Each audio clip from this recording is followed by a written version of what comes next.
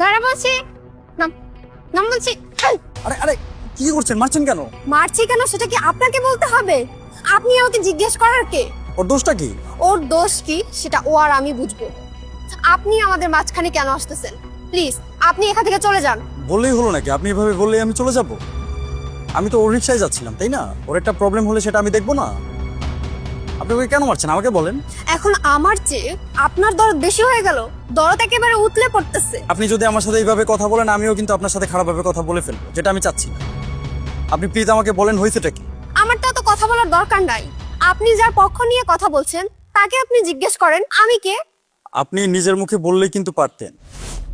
আমি ওকেই জিজ্ঞেস করতেছি। এই যে ভাই, উনি কে আপনি চেনেন? জি চিনি, উনি আমার বোন। উনি আপনার বোন? তাহলে উনি আপনাকে মারছেন কেন? কেমন বোন হন উনি আপনার? উনি আমার আপন বোন হন। তাহলে উনি আপনাকে রাস্তার মাঝে এভাবে মারছেন কেন? এই যে আপনি ওর সাথে এত কিসের কথা বলছেন? আমার সাথে কথা বলেন। ও যদি আপনার ভাই হয়ে থাকে, আপনি ওকে মারছেন কেন? আমি নিজে কত কষ্ট করে ওর পড়াশোনার জন্য ওকে ভার্সিটিতে পাঠিয়েছি। আপনি যদি ওকে ভার্সিটিতে পাঠিয়ে থাকেন, তাহলে ও রিক্সা কেন চালাচ্ছে? ও কোন সুখে রিক্সা চালাচ্ছে আমি জানবো কোত্থেকে? এখন ওর কোথায় থাকার কথা? ওর এখন ক্লাসরুমে থাকার কথা। গত 7 দিন যাবত আমি ওর ক্লাসরুমে গিয়ে খুঁজে আসি, কিন্তু আমি ওকে পাই না। আবার সন্ধ্যার পরে বাসায় ফিরে কি বলে জানেন? ও নাকি মাত্র ক্লাস থেকে আসলো। আমি 7 দিন ওর মিথ্যা সহ্য করেছি। ওর ক্লাসে আমি যাওয়ার পরে ওকে যে আমি খুঁজে পাই নাই, ও বাসায় আসার পরেও আমি এটা ওকে জানাই নাই। তারপর আজকে ও যখন সকালবেলা বের হয়ে আসলো, আমি ওকে ফলো করা শুরু করলাম। তারপর কি দেখলাম জানেন? আপনি তো ভালোই জানেন। আপনি তো ওর রিক্সা করে ঘুরছিলেন। কত কষ্ট করে টাকা জমিয়ে ছোট ভাইকে ভার্সিটিতে পড়িয়েছি সেটা শুধুমাত্র আমিই জানি। আপনি জানেন? জানেন আপনি আমার বাবা নেই, আমার মা তো অসুস্থ। আমার মায়ের প্রতিদিন 900 টাকার ওষুধ লাগে। আর আপনি জানেন এই টাকা কোথা থেকে আসে? কারও তো জানার কথা না, কারণ আমি তো কাউকে কখনো জানতেই দেইনি।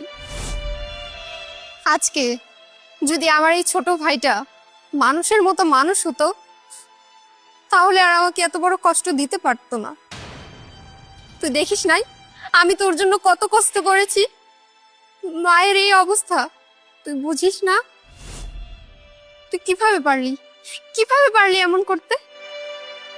তোর জন্য আমি এত কষ্ট করে টাকা জমিয়ে ভার্সিটিতে ভর্তি করালাম, সাথে তুই রিক্সা চালাস এর জন্য?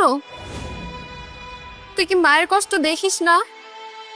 আমাদের এত খারাপ অবস্থা থাকার পরেও তোকে আমি কেন পড়াশোনা করাচ্ছি? যাতে তুই পড়াশোনা করে মানুষের মতো মানুষ হতে পারিস, আমাদের মৃত বাবার স্বপ্ন পূরণ করতে পারিস।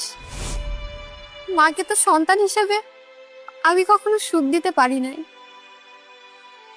কিন্তু আমি চেয়েছিলাম যেটা আমি করতে পারিনি সেটা যাতে তুই করতে পারিস। মায়ের স্বপ্নটা যাতে তুই পূরণ করতে পারিস। কিন্তু পূরণ করলি তো, করলি না? রাস্তায় রিক্সা চালিয়ে পূরণ করলি। খুব ভালো করেছিস,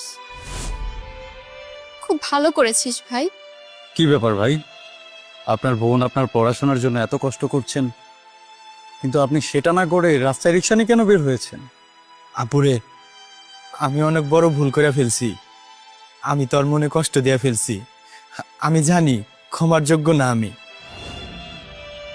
যদি পারিস তাহলে তোর এই ছোট ভাইটাকে ক্ষমা করে দিস।